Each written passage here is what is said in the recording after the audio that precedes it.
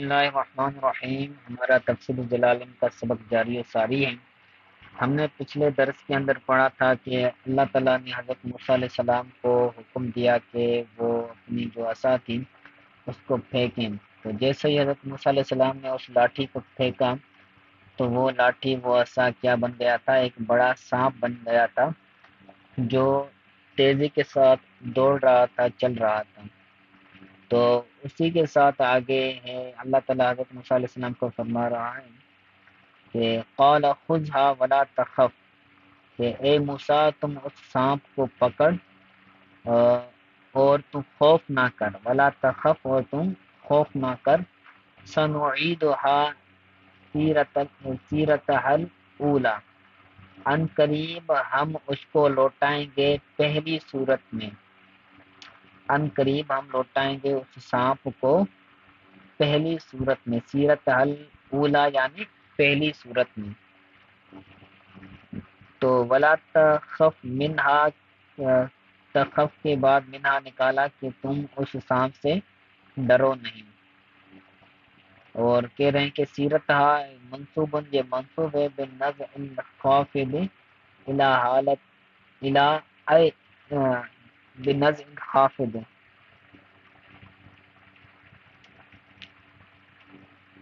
یعنی خافض کی ڈرنے کے سبب۔ یعنی ویسے تو یہ نوعید فعل ہے، اور فعل کا دو فاعل یہاں پر آئے، دو مفعول بھی آئے، ایک ہا اور دوسرا ہے سیرت۔ ہم اس کو لوٹائیں گے پہلی صورت میں، تو یہ سیرت منصوب ہے، اور بالنزع الخافض یعنی نزع کا مطلب ہوتا ہے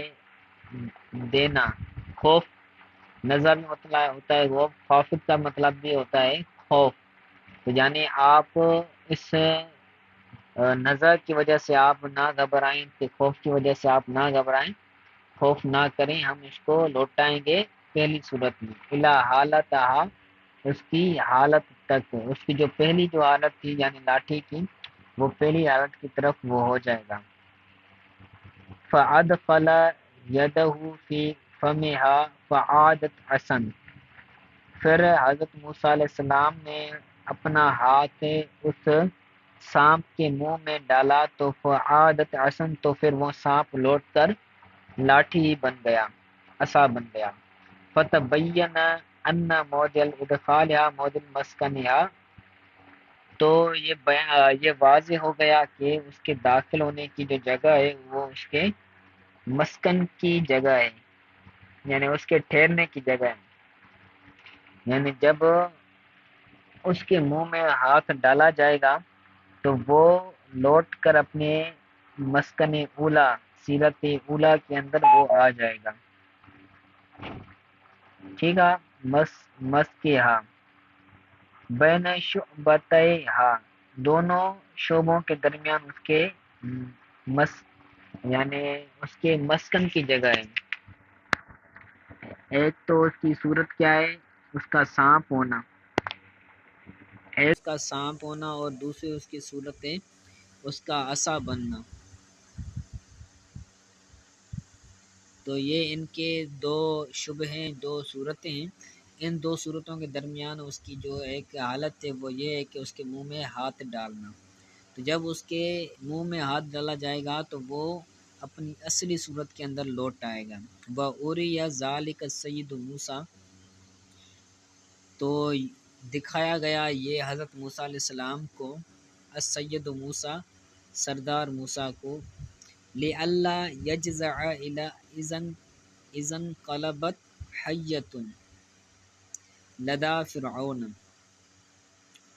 تاکہ حضرت موسیٰ علیہ السلام پریشان نہ ہوں جب وہ فرعون کے پاس سانپ ہو جائے، سانپ بن جائے، سانپ تبدیل ہو جائے۔ حضرت موسیٰ علیہ السلام کو یہ طریقہ بتایا گیا تاکہ حضرت موسیٰ علیہ السلام فرعون کے پاس جب یہ لاٹھی سانپ بن جائے تو اس وقت حضرت موسیٰ علیہ السلام خوف زدہ نہ ہو، پریشان نہ ہو۔ اس کے بعد اللہ تعالیٰ نے فرمایا وَدْمُمْ يَدَكَ، اور تو اپنے ہاتھ کو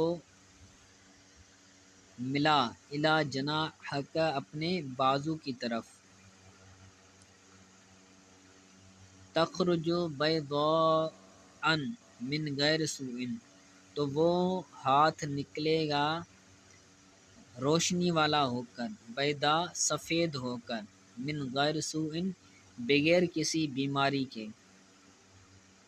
پھر وہ تخرج ہاتھ نکلے گا بیضاء من غیر سوء بغیر کسی بیماری کے۔ تو یاد رکھیں کہ ان آیات کے اندر حضرت موسیٰ علیہ السلام کو ایک جو دوسرا معجزہ عطا کیا گیا تھا وہ یہ تھا کہ جب حضرت موسیٰ علیہ السلام اپنا دایاں ہاتھ اپنی الٹی بازو کے اندر، الٹے بغل کے اندر آپ ڈالتے تو وہ ہاتھ چمکنے لگتا۔ تو اسی معجزے کا بیان ہے۔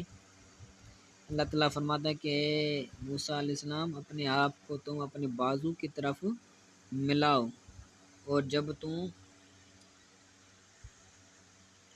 جب وہ ہاتھ نکلے گا تو وہ کسی بیماری کے بغیر سفید ہوگا، روشنی والا ہوگا۔ تو آگے کہتے ہیں یدکل یمنا، یعنی اپنا سیدھا ہاتھ داخل کرو، بمعنی الکف، یعنی یہ ہاتھ تو ہوتا ہے یعنی انگلیوں سے لے کر مکمل بازو تک، اس کو عربی کے اندر ید کہا جاتا ہے، لیکن یہاں پر ید بمعنی کف ہے، یعنی اپنی ہتھیلی داخل کرو، اپنی ہتھیلی اپنے بازو کے اندر داخل کرو، یعنی اپنی بغل کے اندر داخل کرو، الا جناحک، اس کا ترجمہ آگے نکالا ہے جنبک الایسر، جنبک الایسر تحت العضد الی الاربط، یعنی اپنی الٹی جانب، جو تمہارا بازو ہے الٹی جانب، تحت العضد شولڈر کے نیچے، کندھے کے نیچے، الی الاربط اپنی بغل تک، وَأَخْرِجْهَا، اور تو اس کو نکال، تو کیا ہوگا، تخرج وہ نکلے گا،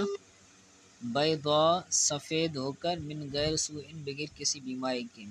خلاف ما کانت علیہ من الآدمیت، برخلاف اس کے کہ جو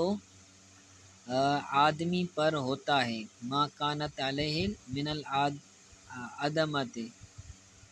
برخلاف اس کے کہ جو آدمی کا رنگ ہوتا ہے، عام جو کلر ہوتا ہے آدمی کا، عام جو کلر ہوتا ہے بندے کا، وہ ایک گندمی کلر ہوتا ہے، گندم والا کلر ہوتا ہے۔ تو جب حضرت موسیٰ علیہ السلام اپنا ہاتھ بغل کے اندر داخل کرتے تھے تو وہ سفید ہو کر نکلتا تھا، تو اس کی یہی معنی ہے۔ ٹھیک ہے، آگے من غیر سوء ان کے آگے نکال رہے ہیں کہ برسن، بغیر کسی بیماری کے، برس یہ بیماری کا نام ہے جس کی وجہ سے بندے کی اعضاء کیا ہو جاتے ہیں، سفید ہو جاتے ہیں۔ برسن تضیء کشجاع الشمس تغش البصر، بغیر کسی بصر کے، تضیء روشن ہوں گے جیسے سورج کے شعاع ہوتے ہیں، تو تغش البصر جس کے ذریعے آنکھیں غشی نما ہو جاتی ہیں، جس سے بندہ کو سورج کے شعاعوں کو، سورج کے ذرات کو نہیں دیکھ سکتا، اسی طرح حضرت موسیٰ علیہ السلام کے ہاتھ کو بندہ نہیں دیکھ پا رہا تھا۔ ٹھیک ہے، آیتن اخری، تو یہ دوسری نشانی ہے، دوسرا معجزہ ہے جو حضرت موسیٰ علیہ السلام کو عطا کیا گیا تھا، وہی بیضاء، اور یہ ہاتھوں کا سفید ہونا ہے، حالان من ضمیر تخرج، یہ دونوں حال ہیں، ایک ہے بیضاء یہ بھی حال ہے، آیتن اخری یہ بھی حال ہے، یہ دونوں تخرج فعل ہے نا، اس فعل کے اندر جو ضمیر ہے اس ضمیر سے حال ہے، اور اس ضمیر کا مرجع کون ہے، ہاتھ ہے، کہ وہ ہاتھ نکلے گا سفید ہو کر، اور یہ ایک نشانی بن کر نکلے گا۔ ٹھیک ہے، اس کے بعد کہتے ہیں لِنُرِيَكَ مِنْ آیاتنا الکبریٰ، تاکہ ہم تجھے دکھائیں اپنی نشانیوں میں سے ایک عظیم نشانی، نُرِيَكَ یعنی تجھے دکھائیں، بہا اس کے ذریعے اذا فعلت ذالک لاظہارھا جب تو یہ کرے گا یعنی ہاتھ اپنی بغل کے اندر داخل کرے گا تو ہم تجھے دکھائیں گے نشانی لاظہارھا نشانیوں کے اظہار کے لیے۔ آیاتنا کے بعد الآیت الکبریٰ نکال کر بتایا کہ کبریٰ یہ موصوف ہے اور اس کی صفت یہ صفت ہے، کبریٰ صفت ہے اور الآیہ اس کا موصوف معذوف ہے۔ العظمیٰ کبریٰ کی یہ معنی ہے علی رسالتک تمہاری رسالت پر یہ بڑی نشانی ہے۔ وَإِذَا أَرَادَ عَوْدَهَا إِلَى حَالَتِهَا حالت الاولی دمها إلى جناحه کما تقدم و اخرجہا۔ تو یہاں سے بتا رہے ہیں کہ جب حضرت موسیٰ علیہ السلام اپنی بغل میں ہاتھ داخل کرتے تو وہ سفید ہو جاتا، پھر اگر اس ہاتھ کو پہلی حالت میں جس طرح عام روٹین کے اندر ہوتا ہے اس کی طرف اگر لوٹانا ہو تو کیا کریں گے؟ تو کہہ رہے ہیں کہ اگر جب ارادہ ہو اس کو لوٹانے کا اپنی پہلی حالت کی طرف تو اس کو اپنی اسی بازو کی طرف ملا کما تقدم جس طرح پہلے کیا تھا، وہ اخرجہ پھر نکال تو وہ کیا ہوگا؟ پہلی ہی صورت پر ہوگا۔ ٹھیک ہے، آگے کہہ رہے ہیں کہ پھر تم فرعون کے پاس جا، فرعون جس نے کیا کیا ہے؟ نافرمانی کی ہے، حد کو کراس کیا ہے کفر کے اندر، کہ اس نے کیا ہے معبود ہونے کا دعویٰ، الہ ہونے کا دعویٰ کیا ہے۔ ٹھیک ہے، آگے یہ بھی دعا ہے، اس دعا کو بھی اچھی طرح سے آپ یاد کر لینا۔ ٹھیک ہے، السلام علیکم۔